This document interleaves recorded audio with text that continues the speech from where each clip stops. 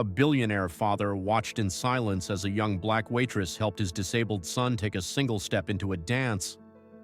What happened next would change her life forever.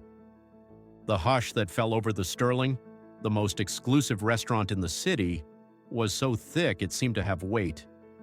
Conversation stopped, silverware froze in midair, and dozens of eyes turned to the small space between the tables. 10-year-old Ethan Harrington trembled visibly.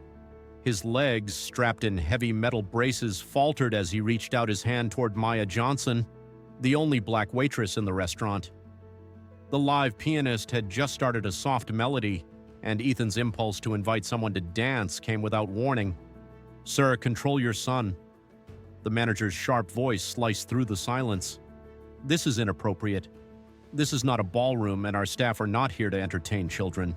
Charles Harrington, founder of Harrington Capital and one of the wealthiest men in the country, swallowed hard.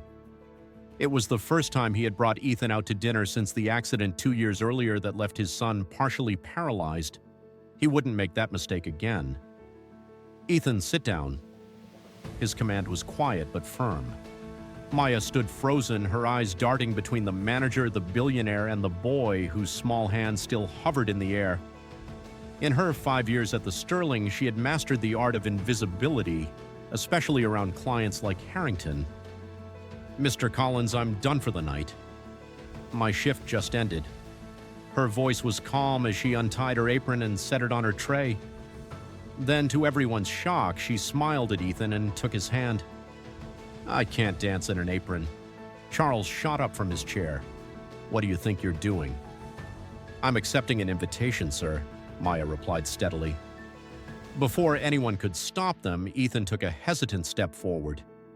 His foot dragged painfully across the polished floor, the braces groaning under the strain. But Maya didn't try to lead him or rush him. She simply matched her pace to his. "She'll be fired tomorrow for sure," whispered a woman at the next table. Charles watched, frozen. Suddenly, a memory pierced him. His late wife, Grace, dancing with Ethan in their living room. "It's not about perfection," she had once told him. "It's about connection." As Maya followed Ethan's awkward rhythm, something shifted in the boy's eyes. Fear gave way to focus, shame to a quiet pride. For the first time since the accident, Ethan wasn't being guided or corrected. He was leading. "Mr. Harrington," the manager murmured nervously, "this will never happen again." "She'll be disciplined immediately," but Charles didn't answer. The entire restaurant seemed to hold its breath, waiting for his response. A single word from him could ruin her career. But all he could hear was the sound of his son's faint laughter echoing inside his head. After 3 short steps, Maya bowed politely. "Thank you for inviting me. It was an honor." As she turned to leave, Charles stopped her. "Wait. What's your full name?" "Maya Johnson, sir." Charles nodded slowly. "Maya Johnson," he repeated as if committing it to memory. Then he pulled a card from his jacket and handed it to her. "My office, tomorrow, 10 o'clock." The entire restaurant gasped. Maya accepted the card without expression, though her hand trembled slightly. "Dad," Ethan asked once she had gone, "why did you do that?" The question hung heavy in the air. For the first time in years, Charles looked at his son and saw not just a fragile child, but a whole human being with desires and needs he had long ignored. The next morning, sunlight glared off the glass and marble walls of Harrington Tower. Maya felt out of place in her best outfit, a navy skirt and a clearance rack blouse. The employees around her wore clothes worth more than her monthly rent. She introduced herself at reception, was escorted upstairs, and finally ushered into Charles's office. He stood by the window, gazing down at the city as if it were his personal kingdom. "Ms. Johnson, thank you for coming," he said, gesturing to a chair. He let the silence stretch, a tactic meant to make people nervous, but Maya didn't flinch. "What's your background?" he finally asked. "Bachelor's in child development. Nearly completed a master's in special education before I had to stop." "You work as a waitress?" "I work 3 jobs," she corrected. "The restaurant, a bookstore on weekends, and tutoring when I find students." Charles studied a folder on his desk. I did some research on you. You co-founded a community program, Free Steps, 6 years ago? He revealed photos of children dancing with mobility aids. Yes, my sister Aisha and I built it together. It's about to shut down, isn't it? She nodded. But I didn't come here to ask for money. I came because you invited me. Charles gave a dry laugh. Fair enough.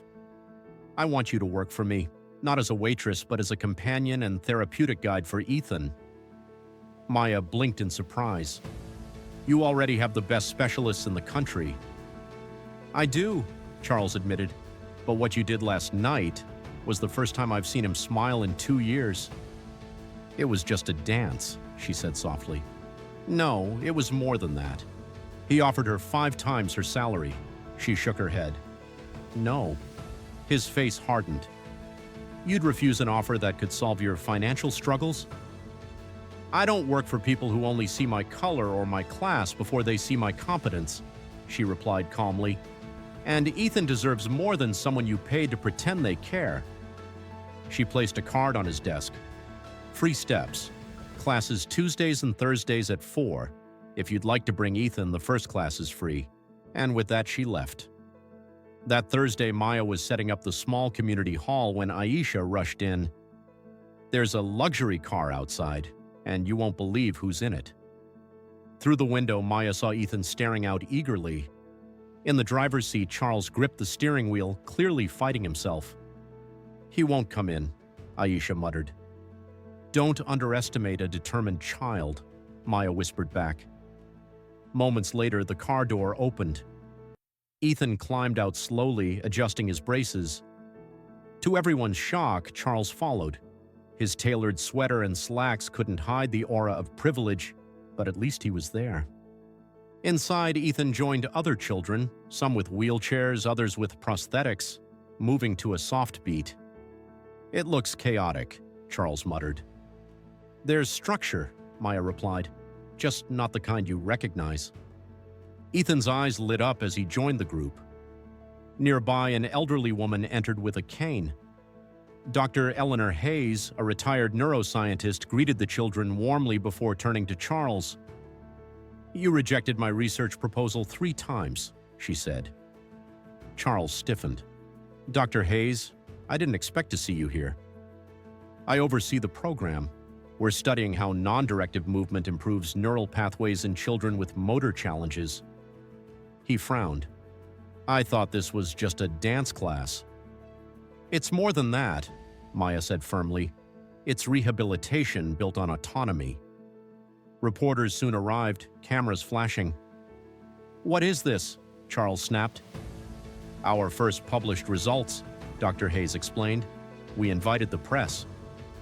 You used my son for publicity, he accused. No, Maya said softly, leading him to a wall filled with photos of children's progress. This is bigger than Ethan. But yesterday, he reminded us all why we do this. At that moment, Ethan removed one of his braces and tried to balance on his own. The room fell silent. Step by shaky step, he walked, independent, determined, and proud. Applause erupted. Cameras flashed. Tears stung Charles's eyes. He had never seen his son so free. And for the first time in his life, Charles Harrington admitted the one truth he had always avoided. Some of life's greatest lessons can't be bought. They must be lived. Months later, the Free Steps Rehabilitation Center broke ground, funded entirely by the Harrington Foundation, but under Maya's complete direction. Ethan became the program's most passionate advocate, inspiring children everywhere to find their own rhythm. And Charles? The man who once controlled everything finally learned that real leadership isn't about always leading, but about knowing when it's time to follow.